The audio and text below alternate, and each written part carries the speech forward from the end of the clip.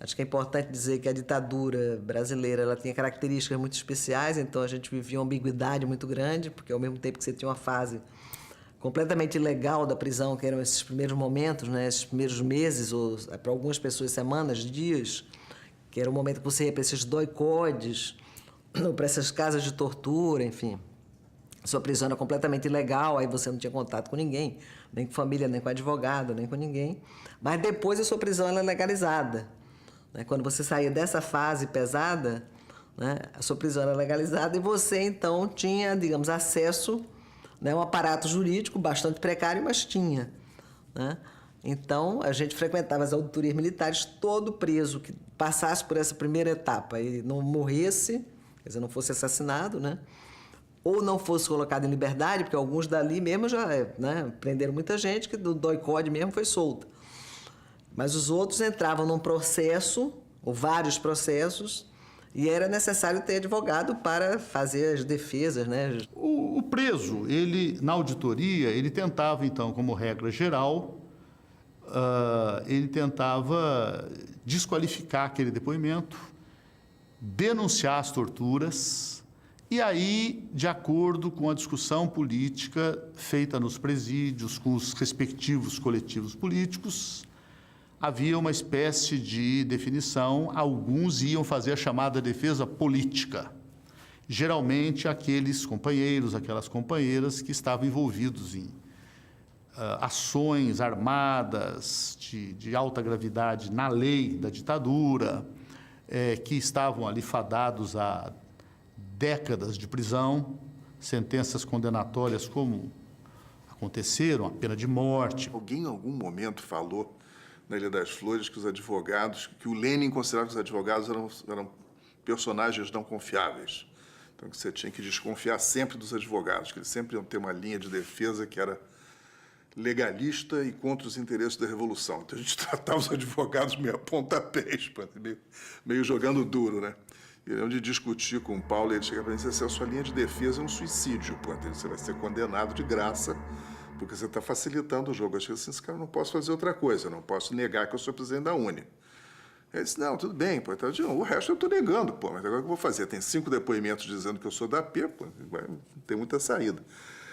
Aí ele disse, mas a sua declaração, pô, e tal. Eu fiz uma declaração política no final do meu interrogatório, uma fase já pós-porrada. E o cara disse, pois é, declaração revolucionária, pô, e tal, você devia retirar esse negócio. Eu digo, não tiro nada, não. Aí ele falou assim, pois é, vocês estão buscando o martírio, pô, em vez de tentar sair da cadeia, pô. Isso aí vários outros fizeram, Modesto ouviu isso, outros ouviram. A gente partiu um pouco do princípio que a justiça era de carta marcada, que não havia nada a fazer, então vamos aproveitar para fazer política, né? Denúncia, não sei o que. Acho que todo mundo se imaginava um pouco Fidel Castro falando, para ter história me absolverá, coisa que o vale. Tem alguma coisa desse gênero. A obrigação do advogado é defender o seu cliente. Eu costumo dizer que o advogado criminal não é cúmplice da mentira. E digo mais, que o advogado criminal, na verdade, ele promove a defesa técnica, enquanto o cliente promove a autodefesa. O advogado, ao promover a defesa técnica, tem a obrigação de fazer em benefício do cliente tudo aquilo que ele faria se fosse advogado. Então, evidente que não precisaria alguém chegar lá para que se proclamasse habemus confidentem reum, temos um réu que confessa. Não. Por pior que fosse o processo, a saída era sempre pela tangente, principalmente a tangente da negativa ou da diminuição de participação naqueles fatos. Eu não estava lá como advogado para promover ninguém à condição de herói, de mártir. E, nesse sentido, eu tinha sempre uma conversa muito franca com o cliente e dizia, olha, a minha linha é essa, você concorda? E, claro que ninguém estava ali para querer ser ser vítima, principalmente, de uma arbitrariedade, porque as penas eram muito elevadas, né? O Zaratini, por exemplo, é uma coisa interessantíssima, né? Que ele foi preso, depois ele foge, né? Ele foge do Recife, e ele é chamado, então, quando ele vai preso, para depor perante o juiz. Daí o juiz pergunta: qual é o seu nome? Ricardo Zaratini. Nascido no dia tal, aonde? Em tal lugar. O que você faz na vida? Revolucionário profissional. Ele responde isso. Com isso, ele estava aceitando uma condenação de 2 anos. Eu tinha conversado com ele e falei: você é que sabe, eu estou aqui para seguir a tua orientação e respeito a tua ideologia. Aí você está com 2 anos de cana. E ele declarou, foi condenado e depois nós conseguimos absolvê-lo no Superior Tribunal. Levar para um Superior Tribunal Militar uma colheita de jurisprudência de alguns países e de muitos julgamentos, tal, era sempre um material que constrangia o juiz, né, de assintosamente. Então, foi um trabalho muito importante. Mas essa de desafiar o juiz a pedido do cliente era prometido, mas na hora não era feito. A Maria-Helene Ricci era uma suíça que veio com seus pais para o Brasil com 2 anos de idade. E sua família se estabeleceu na Bahia, em Salvador.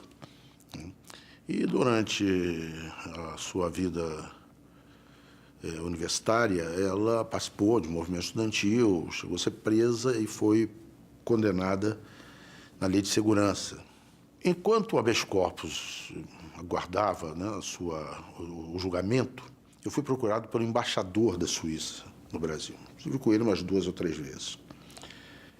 E ele, nessas conversas, me disse o seguinte: eu fui embaixador da Suíça em Cuba e, como poucos países mantinham relações diplomáticas com Cuba, eu representava esses outros países. Então, eu tenho uma vasta experiência, né, em questões dessa natureza, né, e dizia que se ela escrevesse uma carta, ele negociaria com o governo brasileiro, com grande chance de sucesso, né, a sua permanência no Brasil. Eu ouvi e perguntei: mas que carta? Uma carta deve conter tais pontos. Era uma carta de arrependimento, né? Uma carta de arrependimento, como tantas outras que a ditadura fez uso, né? E eu ouvi e ele: olha, o senhor tem que convencê-la. Eu falei assim: não, senhor, é meu dever, já que eu aceitei conversar com o senhor, transmitir o que o senhor está me dizendo. Eu vou transmitir à advogada dela, ela está presa, vou transmitir isso à doutora Runilda, que vai levar a ela o que o senhor está propondo. Mas o senhor tem que convencê-la. Eu falei assim: não, eu não vou falar nada, vou me limitar a transmitir. Mas se ela me perguntar a minha opinião, eu vou dar a minha opinião. Eu vou dizer a ela que ela não deve assinar. Mas nem foi preciso. Nem foi preciso. A Ronilda esteve com ela, e entrou em contato comigo. Ela ficou tão indignada que queria até que a ENI caçasse o subestabelecimento que me dera para poder atuar no habeas corpus. Ele explicou que não foi nada disso, que não era proposta minha, né? E o habeas corpus foi negado e a Suíça, Maria-Helene Ricci, veio a ser expulsa do Brasil. Voltou ao país posteriormente. O Sr. Sequinho, um dia, ele até me impressionou, eu fiquei puto com ele, porque ele esculhambou a nossa revolução perante o juiz militar, né? Que ele disse: não está vendo? Isso não é revolução, isso não é uma revolução, é uma opereta. Esses rapazes não estão equivocados em relação à sua forma de luta. Eles não têm capacidade para isso que esses documentos revelam. Eles não têm condições de tomar o Estado, de tomar o poder, de fazer uma revolução. Isso é uma opereta. Eu gostava de que os militares soubessem, não é, que eu estava ali não para fazer protestos políticos apenas, mas que eu sabia exatamente todas as dimensões daqueles instrumentos que eram do nosso cotidiano de trabalho. Eu conhecia bem, eu acho que eu fui bastante valorizada nesse sentido nos tribunais superiores, no Superior Tribunal Militar e até no Supremo Tribunal Federal. Eu lembro de uma defesa que eu fiz de pena de morte do Ariston Lucena, que mudamos a pena de morte que tinha sido imposta a ele, e que foi uma defesa, foi política, mas foi técnica também. A defesa era coletiva. Nós defendíamos todos os acusados. Não tinha essa coisa, a culpa do... Não tinha conflito. A gente procurava, enfim, defender no sentido amplo, né? Político, né? Crime político, dos inimigos do regime, impedir que a política tivesse predominância no julgamento. Cada um tinha um estilo. Então, nós organizávamos a fala. E é júri, porque a defesa é oral. Na Justiça Militar tem a parte toda escrita e tal, de alegações, mas o julgamento é oral, é como no tribunal do júri, é ali no gogó. Então, nós dividíamos. Então, tinha uma tese. O Heleno Fragoso era um exímio expositor, professor de direito, tinha autoridade, porque não era nenhum homem de esquerda, era um homem professor, começou a advogar tarde já quando era um autor consagrado. Aí o Heleno abre. O Heleno abre e dá aula. Diz, não cabe o artigo tal, dá a tese de direito. A partir daí, ninguém precisa voltar ao assunto. A gente diz, olha, como disse o professor Heleno, não cabe o artigo tal, isso ele já falou, porque eu estou de acordo. Então, a gente podia avançar, ninguém tinha que ficar repetindo, porque o Heleno fazia esse papel. E ele fazia, falava e ia embora. A gente depois ligava para dar o resultado. O segundo era alguém, a gente organizava de acordo, um jeito que era um contador de história, tal, não estudava muito o processo, mas era um jeito, sabia entreter. Então, a gente botava esse cara para entrar num determinado momento, porque ele desanuviava e tal. Aí viu um outro que era mais monótono, aí bota esse monótono. Depois tinha outro que era explosivo, emotivo. Então, nós dividíamos, nós colocamos a ordem de defesa de acordo com o temperamento e o estilo de cada advogado. Isso dava uma unidade extraordinária. E tinha um cara que terminava. O último a falar tinha que ser sempre um advogado que tivesse uma capacidade oratória de emocionar. Então, o Varistinho já morreu, era um orador assim, muito poderoso nesse sentido e tal. E aí, quando eu comecei a trabalhar, eu só percebi o meu crescimento e digo só, você termina, você vai ser o último. Aí, porra, realmente era a glória, ou seja, eram os meus colegas dizendo que eu tinha a capacidade de encerrar aquele julgamento para dar o fecho emotivo, para costurar.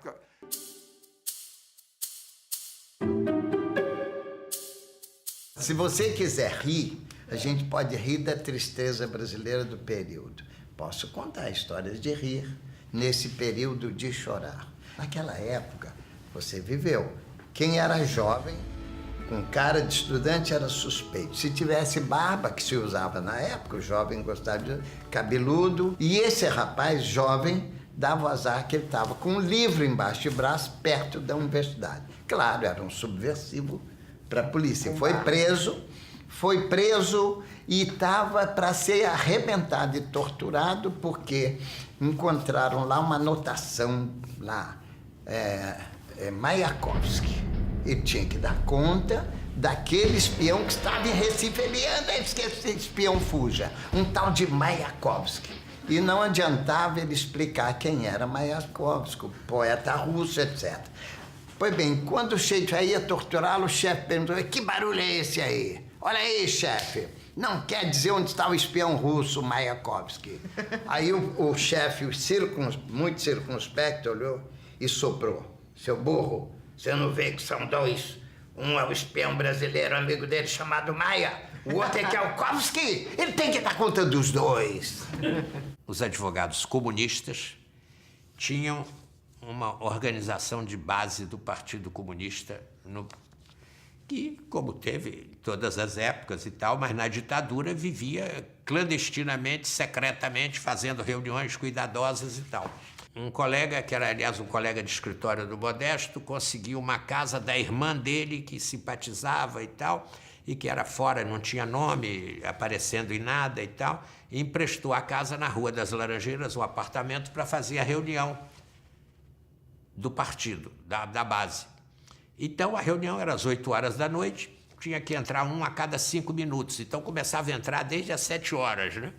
Entraram lá uns 8 ou 10, uma coisa assim, e no final, o último a entrar era o Paulo Argüelles, um belo advogado, militante de lutas de camponeses e tal. Ele vai entrando assim, vai subindo a escada da portaria para um aeroílis preto, com certo tremor assim na calçada e um outro carro atrás. E do aeroílis preto salta do banco da frente um oficial com os alamares de Caxias, um ajudante de ordens, dá a volta, abre a porta de trás que dava para a calçada e quem sai lá de dentro? Marechal Humberto de Alencar Castelo Branco, presidente da República. Era o presidente da República entrando naquele prédio também. Aí aquela coisa, eles se encontram assim na entrada, ele aí prossegue, também não podia fugir, porque no outro carro já saltaram os caras, era segurança. Aí ele vai junto, né? Então ficam os três diante da porta do elevador. Aí chega o elevador, ele oferece a vez para o Castelo insiste que é ele e tal, então ele entra, o Castelo entra, e o oficial, ele vai para o quarto andar, ele, boa noite, presidente, como vai e tal. O presidente cumprimenta muito atenciosamente, ele aperta para o quarto andar, que é onde ele ia para a reunião, e o Castelo aperta para o sexto. Então ele salta, boa noite, presidente e tal, entra na reunião, ele era meio mulato assim, ele entra pálido de espanto. O que foi, Paulo? Sabe quem subiu no elevador comigo? Castelo Branco. Aí, pô, Paulo, já bebeu, pô, antes da reunião? Ele fala, não, é verdade, tal, olha na janela aí, vê quem tá lá embaixo. Tal, aí houve aquela coisa e tal, aí chamam a dona da casa, né? O que houve? Castelo Branco vem aqui no seu prédio? Ela falou, já veio algumas vezes. É que tem uma prima dele que mora aqui, ele às vezes vem visitá-la, é no 6º andar. Aí, pô, então pronto, tem Castelo Branco no 6º andar, reunião de comunistas clandestinos no 4º andar. Como é que fica? Então não vai haver reunião, dissolver a reunião, sai um de cada vez, discretamente e tal, porque não fica bem, né? Nós fazíamos um teatro. A auditoria era uma coisa que você adoraria, porque era um verdadeiro teatro.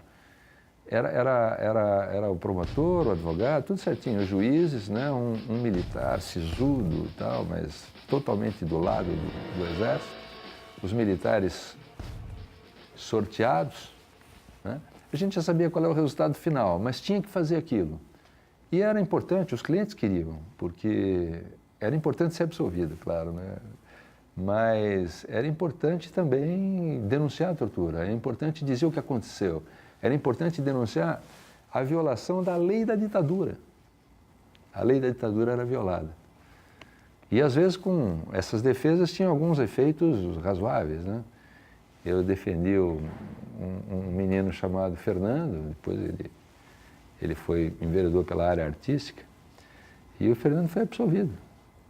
Acontecia. Ele rompeu no escritório do Edibal Piveta, ele abriu a porta teatralmente, né? Mas tudo envolve teatro, e falou assim, vendi os meus livros, gastei meu último tostão numa viagem ao Chile, me despedi da namorada e você me absolveu.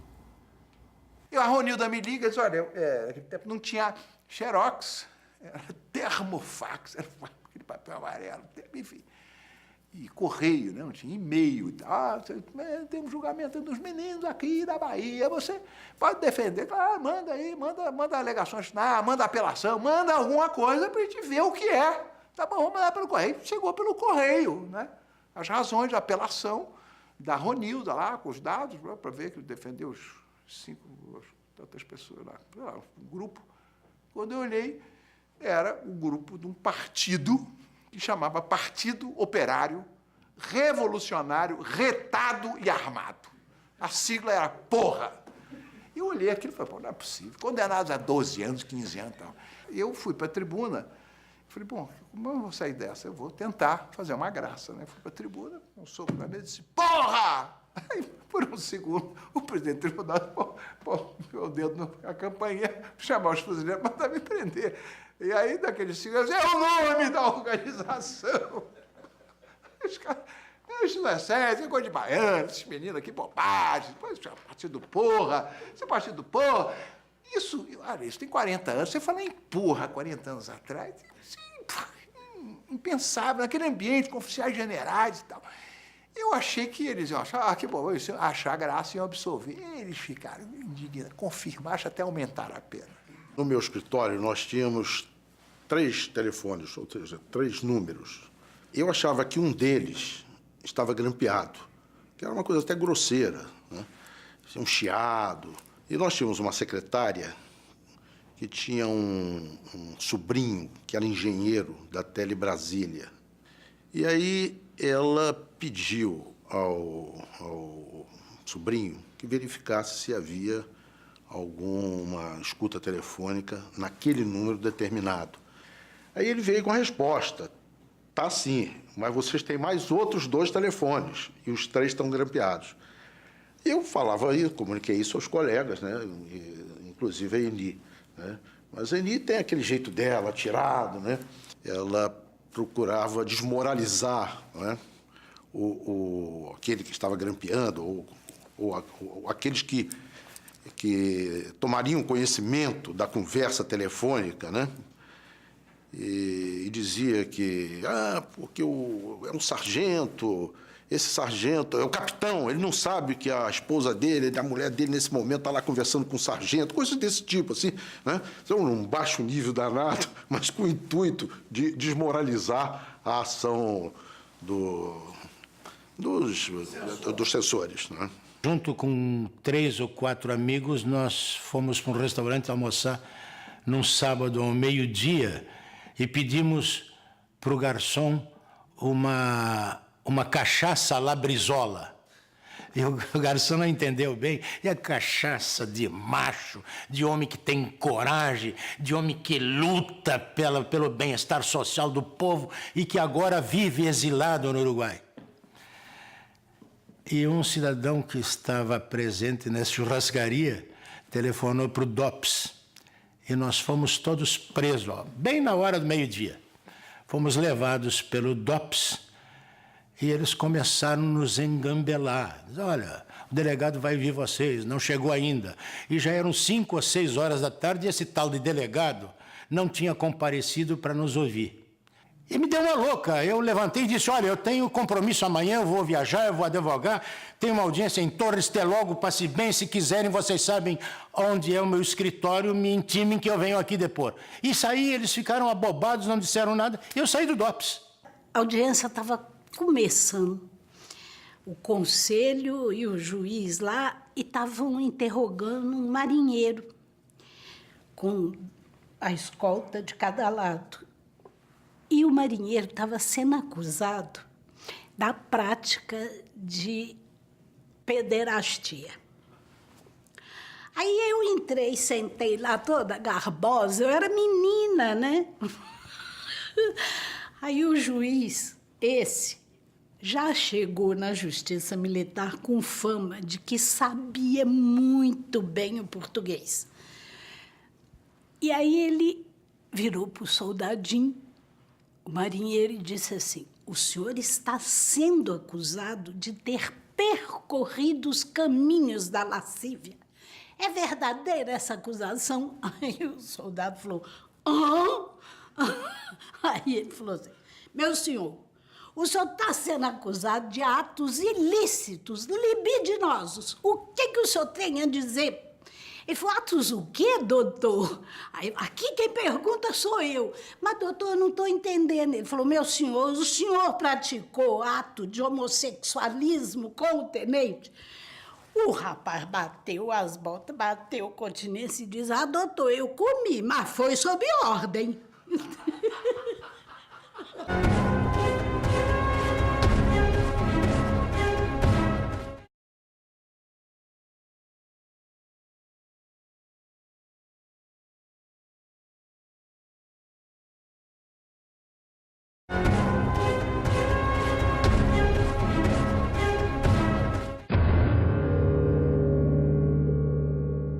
Eu tenho alguns clientes que foram mortos.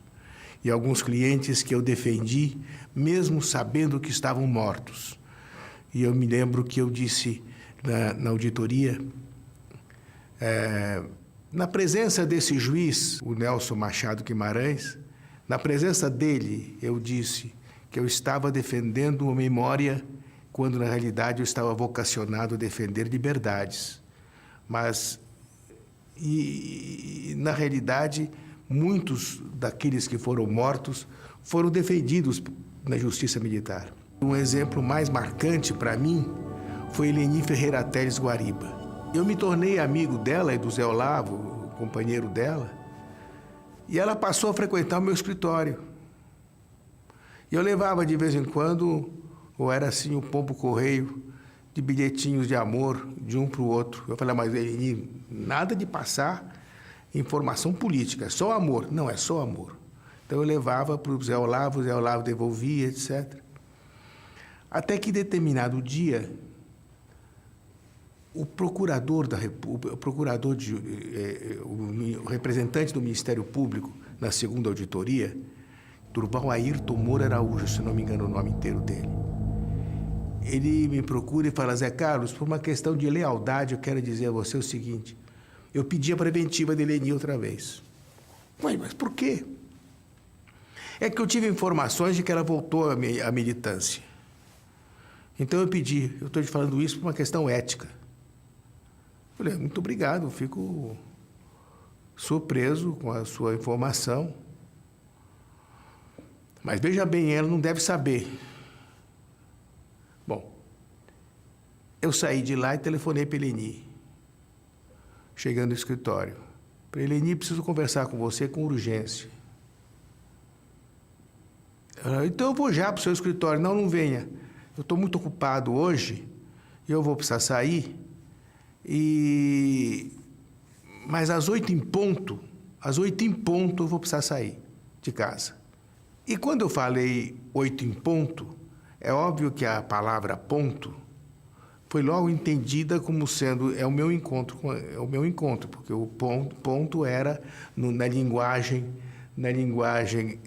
da clandestinidade era o encontro. Às 8 horas, eu me lembro, deixei minha mulher, meus filhos, estava minha sogra, meu sogro. Eu desci do apartamento. Quando eu olho, na frente do prédio, tinha uma veraneio, uma C-14, com alguns tiras dentro, alguns agentes dentro.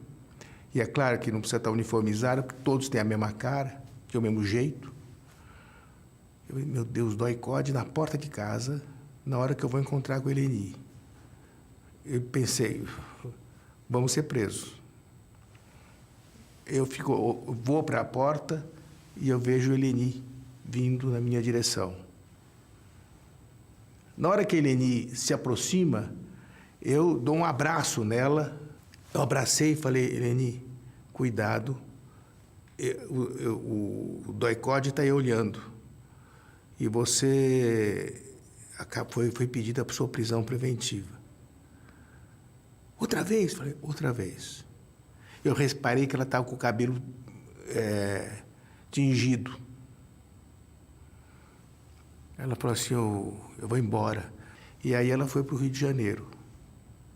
Foi encontrar-se com o Onestino e, em seguida, foi presa junto com ele e acabou sendo morta na casa de Petrópolis.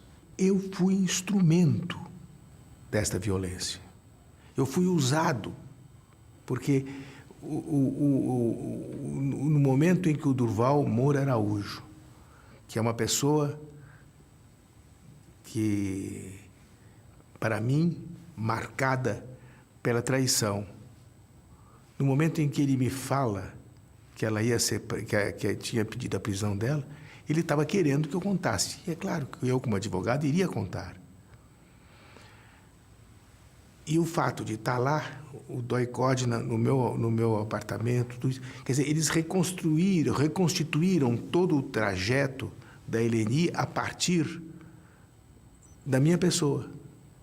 Então, isso é uma coisa que é profundamente traumatizante para mim. Um caso, dentre outros, que me abalaram,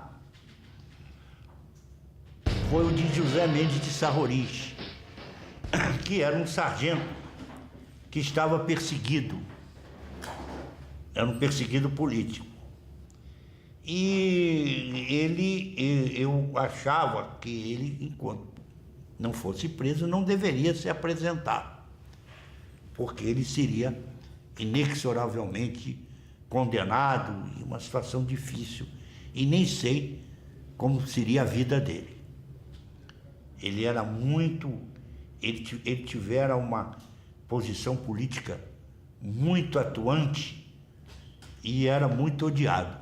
Acontece que prenderam o filho dele e diziam que só soltariam o filho dele se apresentasse.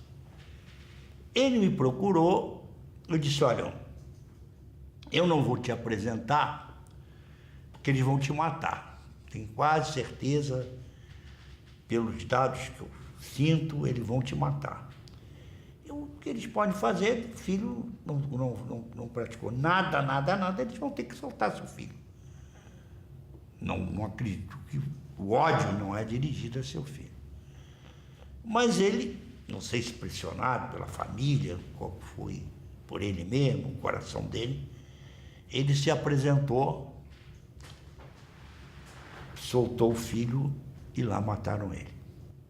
Fiz uma tentativa em 1969, assim que comecei a me vincular à LN, de trazer o Alexandre, que era um primo praticamente irmão. Já em 70, ele, no momento que eu estou aprofundando a minha militância na organização, ele começa a sua militância junto ao Centro Acadêmico da Geologia USP, ao DCE, que era uma organização clandestina.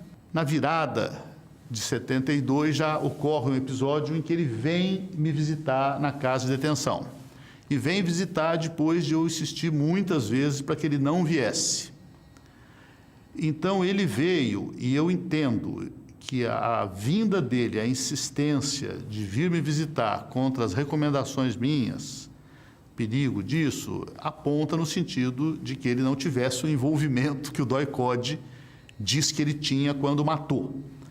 Acusou, em março de 73, de ter participado de algumas ações armadas, e numa delas, com todas, a mais absoluta certeza, na hora da ação armada, ele estava passando por uma operação de apendicite, que é a minha explicação de estudante de 2 anos de medicina. A cirurgia do apendicite foi 2 meses antes da morte dele. Então, eu vou contar como foi. Eles se assustaram com a morte de Alexandre. Eu penso muito que em ruptura dos pontos internos. Então, a hemorragia abdominal gera um quadro de morte em poucas horas. O jornal era entregue para nós censurado na cadeia, com algumas notícias recortadas, e no final da tarde. E o preso que fazia esse trabalho, preso comum, chega para mim e pergunta: o que Alexandre Vanucchi Leme é seu? Eu assustei, não entendi aquela pergunta, vi que estava com o jornal, eu falei: é meu primo, por quê? Eu falei: então meus pêsames e tal, né? E me deu o jornal, eu vi a notícia falsa: estudante morre atropelado. A ditadura forjava e fazia publicar notícias para encobrir seus crimes. O Alexandre foi um marco importante porque pela primeira vez houve então uma grande resposta. Não foi a primeira vez que houve resposta, em alguns casos já havia celebração de missa. No caso do jornalista Luiz Eduardo Merlino, também os seus colegas do Jornal Estado de São Paulo tinham conseguido fazer uma celebração. Mas a missa de Alexandre foi uma missa com 3.000 pessoas, março de 73, Garrastazu Médici. Então, quem foi para lá foi sabendo que podia ser preso. Sérgio Ricardo, quando vem cantar Calabouço, ele está colocando o seu pescoço em risco.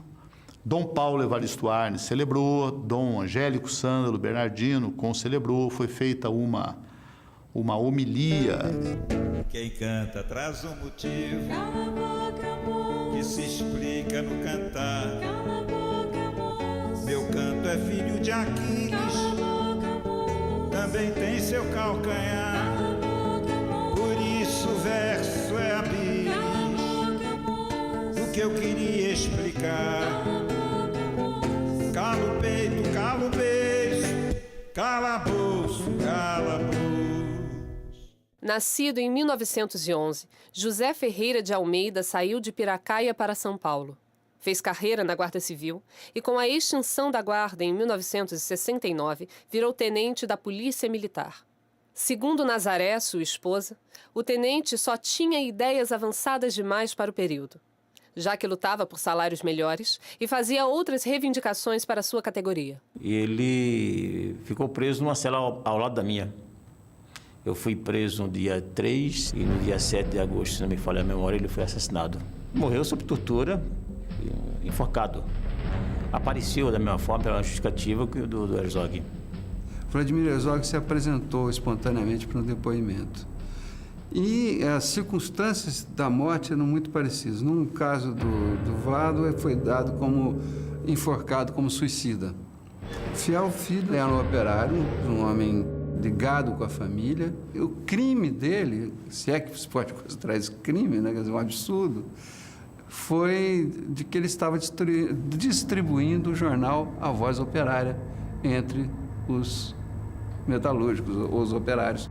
Assim como nos casos de Vanuc Leme, Tenente Almeida e Herzog, os órgãos de segurança forjaram também a morte por tortura do operário Manuel Fiel Filho, declarando que ele se suicidara por enforcamento com as próprias meias. E no dia seguinte à morte dele, chega o carrasco do Aicode com um macacão, né, que ele usava e entrega para a dona Teresa Fiel o resultado daquilo que tinha acontecido, que foi a morte dele, e tem até uma expressão que foi usada por um dos torturadores, quando ele constatou a morte do Fiel, ele disse: "O omelete está feito". Meu pai era Fernando Santa Cruz, um estudante pernambucano de Direito. Ele milita desde os anos 60 e ele vem para o Rio de Janeiro já fugindo da repressão em Pernambuco, isso no início dos anos 70, e nós, por conta dessa resistência à ditadura, acabamos mudando para São Paulo e meu pai fazia parte da AP, da Ação Popular, fazia ligação entre os que estavam na clandestinidade e os que estavam na normalidade, na vida oficial. Ele era um que estava na vida ativa, ele era um funcionário público de uma estatal, lá de uma empresa pública de São Paulo, e no Carnaval de 74 ele vai a Copacabana encontrar um colega, um militante, um amigo chamado Eduardo Collier, também nordestino como ele, e os dois desaparecem, isso num sábado de Carnaval de 1974. Minha avó, que lutou barbaramente para encontrá-lo, parentes, amigos, e nós ficamos sem informação durante muitos anos, até que recentemente um livro de um torturador capixaba, do DOPS, do Espírito Santo, esse torturador diz que o corpo do Eduardo Collier, do meu pai, foi resgatado lá da Casa da Morte, em Petrópolis, e levado para uma usina que pertenceria a um senador, a usina Cambaíba, pertencente a um senador da Arena, do antigo estado do Rio de Janeiro, e nessa usina teria sido local, no forno dessa usina, que eles incineraram os corpos que se desapareceram, dos inimigos da ditadura que estavam sendo torturados na Casa da Morte. A Antígona de Sófocles, né? Tem direito a enterrar o seu morto, né? A Antígona, ela cavou com as unhas, né, para enterrar o irmão. Quer dizer, isso daí é 400 e tanto antes de Cristo. Uma questão que Sófocles, antes de Cristo, da Antígona, né, está presente hoje. Cadê o cadáver? A família quer o corpo, porque essa é a cultura ocidental. E eles têm direito ou não têm direito? Cadê o Rubem Paiva? Ou não tem? Os filhos dele não têm direito de enterrar o pai. Enquanto não enterrar o pai, é uma ferida aberta. Como não? A sorte que me reservas é um mal que não se deve levar em conta. Muito mais grave teria sido admitir que o filho de minha mãe jazesse sem sepultura. Tudo o mais me é indiferente. E se te parece que cometi um ato de demência, talvez mais louco seja quem me acusa de loucura. Antígona de Sófocles. Oficialmente, 144 presos políticos ainda estão desaparecidos. Porém, estima-se que este número pode ser pelo menos 3 vezes maior. Davi Capistrano foi deputado, foi líder político da esquerda, foi dirigente do Partido Comunista. E ficamos todos desejando que, se ele fosse um dia sequestrado, fosse pelo menos, ao menos, oficializassem a prisão dele para a gente poder atuar. Quando apanhado na fronteira, foi passando por todos os sofrimentos do caminho, lá do Rio Grande do Sul, até ser trazido a uma das inúmeras casas da morte que estavam instaladas. Então, eles fizeram pior do que haviam feito com Tiradentes. Não só o mataram na tortura, como depois o esquartejaram, e depois de esquartejados, retalharam partes desses quartos, penduraram em ganchos tipo açougue e penduraram no varal para aterrorizar todos os que estavam ou que seriam levados para a Casa da Morte de Petrópolis, ali no Caxambu, um casarão de família Loders. Ele era Mário Loders.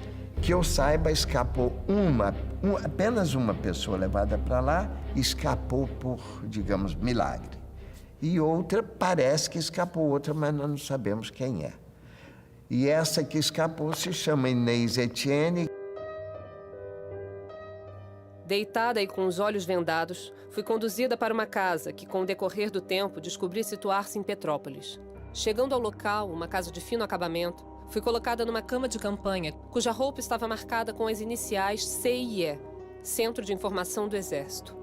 Fui várias vezes espancada e levava choques elétricos na cabeça, nos pés, nas mãos e nos seios. Nesta época, Dr. Roberto me disse que eles não queriam mais informação alguma. Estavam praticando o mais puro sadismo, pois eu já fora condenada à morte. Pedi-lhes que me entregassem à justiça militar, que eu responderia pelos meus atos. Negaram-me com um argumento de que sabia demais, e em tom de desprezo disseram que o Superior Tribunal Militar é brando no julgamento de casos como o meu. Relato de Inês Etienne. A Inês Etienne, que escapou, depois de escapar, tinha uma bela memória, se lembrou do nome do caseiro, que era às vezes falado, o número do telefone, que falado ela ouviu de longe e gravou. Ela ouvia o alemão falando, 22, falava o número do telefone. Quando a Inês sai, ela pega uma lista de telefone, olha que coisa extraordinária, e vai de número em número. Aí pegou o telefone. Localizou a rua, foi lá, localizou tudo certinho. E aí fez uma visita, montou uma visita nossa, me convidou, por acaso, além de advogado e perseguidos políticos, eu era deputado federal, foi mais um deputado, outros advogados, a imprensa toda, da maior a menor. Quando chegamos lá, o senhor Mário Loders não estava, tinha saído. Quando ele chegou, e eu disse, o senhor conhece esta moça? Que era a Inês Etienne. Ele disse, não sei quem é. Sabe sim, o senhor sabe quem é. Olha bem, ela vai lhe dizer. Aí ela falou detalhes. Tá, claro, ele reconheceu e viu. Não tem nada com isso, eu não sei nada com isso e tal. Começou a não querer falar mais nada. E aí foi quando houve os registros todos, as falas possíveis e pesquisas que houve pela imprensa por mim. Do Stuart. É um julgamento memorável porque todo mundo sabia que estavam julgando o morto. Todo mundo sabia. O Conselho sabia. E esse julgamento foi numa auditoria da Aeronáutica e tinha sido na Aeronáutica, e nós também sabíamos que tinha sido na Aeronáutica, porque o nome do Stuart era Stuart Edgar Angel Jones. Nós fizemos habeas corpus e pedimos informação à Marinha Aeronáutica, Exército e DOPS. O DOPS, o Exército e a Marinha responderam que aquilo que o ofício perguntava, que Stuart Edgar Angel Jones não havia sido preso por eles. A Aeronáutica respondeu que Stuart Edgar Angel Gomes E na ficha do CISA e nas anotações da aeronáutica tinha um Gomes. O sargento se equivocou lá na hora. Aí era claro que na aeronáutica tinha acontecido. Depois, eu estava ao lado de Zuzu quando ela, no escritório do, infelizmente já falecido, Pedro Polari de Alverga, irmão de Alex, que tinha presenciado, de alguma forma, pelo menos parcialmente, né, a cruel execução do Stuart, né, atado a boca num cano de descarga. Eu cheguei a ter clientes que não chegaram a ser clientes. A família contratou e a gente não encontrou. Nunca encontrou. Um deles é a Ana Maria Nassinovic. E um dia eu fui a São Paulo ver uma presa minha que estava lá. Era outra que eu seguia para não desaparecer. Chamava Estrela d'Alva. Hoje ela é professora de filosofia. Eu fui ver a Estrelinha e sentei numa cadeira assim e tinha um cartaz desse com os procuras. Aí eu, para puxar a conversa com o sargento, comecei a dizer, mas esse cartaz está velho, porque tem gente aí que já está presa, tem gente... Tem essa, por exemplo, que a gente não sabe nem onde está. Era a Ana Maria. Aí ele respondeu para mim, doutora, com essa a senhora não se preocupe não, com essa quando a gente pegar, mata. E mataram.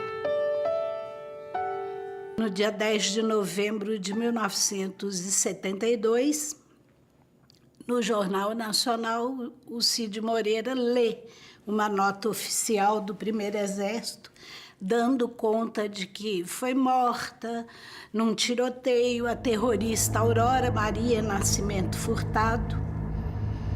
E de manhã cedo, no dia seguinte, a família me liga e me pede para ver se eu conseguia liberar o corpo. Eu fui ao Exército, que não era no DOPS, eu fui para o DOPS, disseram que não era lá. E quando eu descia do elevador, um policial que me conhecia das tantas idas me disse, o corpo estava no IML, mas já foi para o cemitério no Caju. E eu fui para lá. Cheguei lá, estava a Dirce Drache. Dirce Drache é uma advogada que trabalhou com Lino Machado. Quando eu cheguei, a Aurora estava já no caixão. Gente, é muito difícil lembrar isso. Ela foi posta um pano branco rasgado na manga e aqui para imitar um vestido. A gente foi cobrindo de flores. Ela tinha um olho saltado, o outro completamente preto, um afundamento. Um afundamento no maxilar, uma fratura exposta no braço, mordidas pelo corpo. Não tinha unha nem bico de peito. O cabelo dela era liso. Ela tinha 26 anos, branquinha. Eu tinha a mesma idade dela. O cabelo dela liso assim, e tinha uma franja que tinha sido cortada em cima da sobrancelha, toda irregular. E eu fiz um gesto, desse gesto de carinho que você faz em criança, passando a mão assim. Quando eu passei a mão, que o cabelo levantou, meu dedo afundou. Aí eu comecei a mexer no cabelo. Eles tinham, a última coisa que fizeram com ela foi apertar um torniquete. Por isso que ela tinha o olho saltado.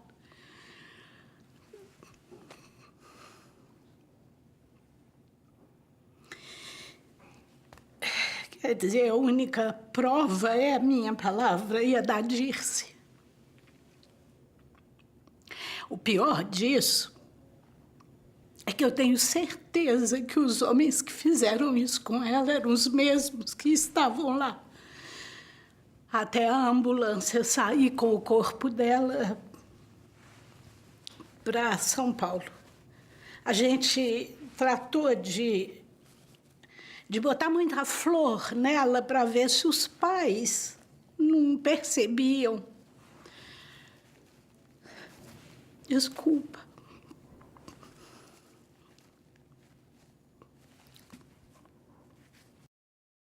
Desculpe terminar assim, mas esse é um pedaço do Brasil que foi ocultado durante muito tempo.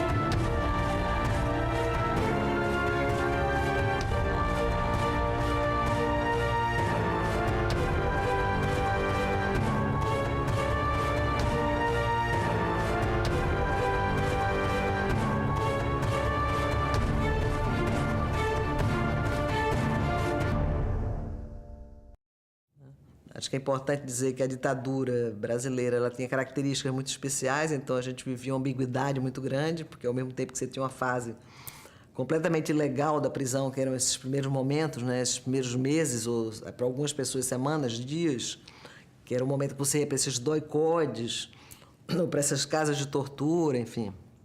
Sua prisão era completamente ilegal, aí você não tinha contato com ninguém, nem com família, nem com advogado, nem com ninguém. Mas depois a sua prisão era legalizada. Quando você saía dessa fase pesada, né, a sua prisão era legalizada e você, então, tinha, digamos... Principalmente a tangente da negativa ou da diminuição de participação naqueles fatos. Eu não estava lá como advogado para promover ninguém à condição de herói, de mártir. E, nesse sentido, eu tinha sempre uma conversa muito franca com o cliente e dizia, olha, a minha linha é essa, você concorda? E, claro que ninguém estava ali para querer ser vítima, principalmente de uma arbitrariedade, porque as penas eram muito elevadas, né? O Zaratini, por exemplo, é uma coisa interessantíssima, né? Que ele foi preso, depois ele foge, né? Ele foge do Recife, e ele é chamado, então, quando ele vai preso, para depor perante o juiz. Daí o juiz pergunta, qual é o seu nome? Ricardo Zaratini. Nascido no dia tal, aonde? Em tal lugar. O que você faz na vida? Revolucionário profissional. Ele responde isso. Com isso, ele estava aceitando uma condenação de 2 anos. Eu tinha conversado com ele e falei, você é que sabe. Eu estou aqui para seguir a tua orientação e respeito a tua ideologia. Aí você está com 2 anos de cana. E ele declarou, foi condenado e depois nós conseguimos absolvê-lo no Superior Tribunal. Levar para um Superior Tribunal Militar uma colheita de jurisprudência alguns países e de muitos julgamentos, tal, era sempre um material que constrangia o juiz, né, de assintosamente. Então, foi um trabalho muito importante. Mas essa de desafiar o juiz a pedido do cliente era prometido, mas na hora não... O resto eu estou negando, pô, mas agora o que eu vou fazer? Tem 5 depoimentos dizendo que eu sou da P, pô, não tem muita saída. Aí disse, mas a sua declaração, pô, e tal. Eu fiz uma declaração política no final do meu interrogatório, uma fase já pós-porrada. E o cara disse, pois é, declaração revolucionária, pô, e tal, você devia retirar esse negócio. Eu digo, não tiro nada, não. Aí ele falou assim, pois é, vocês estão buscando o martírio, pô, em vez de tentar sair da cadeia, pô. Isso aí vários outros fizeram, Modesto ouviu isso, outros ouviram. A gente partiu um pouco do princípio que a justiça era de carta marcada, que não havia nada a fazer, então vamos aproveitar para fazer política, né? Denúncia, não sei o que. Acho que todo mundo se imaginava um pouco Fidel Castro falando, para ter história me absolverá, coisa que o vale. Tem alguma coisa desse gênero. A obrigação do advogado é defender o seu cliente. Eu costumo dizer que o advogado criminal não é cúmplice da mentira. E digo mais, que o advogado criminal, na verdade, ele promove a defesa técnica, enquanto o cliente promove a autodefesa. O advogado, ao promover a defesa técnica, tem a obrigação de fazer em benefício do cliente tudo aquilo que ele faria se fosse advogado. Então, evidente que não precisaria alguém chegar lá para que se proclamasse habemus confidentem réum, temos um réu que confessa. Não. Por pior que fosse o processo, a saída era sempre pela tangente. Não era feito. A Marie-Hélène Rissy era uma suíça que veio com seus pais para o Brasil com 2 anos de idade. E sua família se estabeleceu na Bahia, em Salvador. E durante a sua vida universitária, ela participou de um movimento estudantil, chegou a ser presa e foi condenada na Lei de Segurança. Enquanto o habeas corpus aguardava, né, o julgamento, eu fui procurado pelo embaixador da Suíça no Brasil. Estive com ele umas 2 ou 3 vezes. E ele, nessas conversas, me disse o seguinte: eu fui embaixador da Suíça em Cuba, e como poucos países mantinham relações diplomáticas com Cuba, eu representava esses outros países. Então, eu tenho uma vasta experiência, né, em questões dessa natureza, né, e dizia que se ela escrevesse uma carta, ele negociaria com o governo brasileiro, com grande chance de sucesso, né, a sua permanência no Brasil. Eu ouvi e perguntei, mas que carta? Uma carta deve conter tais pontos. Era uma carta de arrependimento, né? Uma carta de arrependimento como tantas outras que a ditadura fez uso, né? E eu ouvi e ele, olha, só tem que convencê-la. Eu falei assim, não, senhor, é meu dever, já que eu aceitei conversar com o senhor, transmitir o que o senhor está me dizendo. Eu vou transmitir à advogada dela, ela está presa. Temos acesso, né, a um aparato jurídico bastante precário, mas tinha, né? Então, a gente frequentava as auditorias militares, todo preso que passasse por essa primeira etapa e não morresse, quer dizer, não fosse assassinado, né, ou não fosse colocado em liberdade, porque alguns dali mesmo já, né, prenderam muita gente, que do DOI-CODE mesmo foi solta. Mas os outros entravam num processo, ou vários processos, e era necessário ter advogado para fazer as defesas, né? O preso, na auditoria, ele tentava, então, como regra geral, ele tentava desqualificar aquele depoimento, denunciar as torturas E aí, de acordo com a discussão política feita nos presídios, com os respectivos coletivos políticos, havia uma espécie de definição. Alguns iam fazer a chamada defesa política. Geralmente, aqueles companheiros, aquelas companheiras que estavam envolvidos em ações armadas de alta gravidade na lei da ditadura, que estavam ali fadados a décadas de prisão, sentenças condenatórias como aconteceram, a pena de morte. Alguém em algum momento falou na Ilha das Flores que os advogados, que o Lênin considerava que os advogados eram personagens não confiáveis.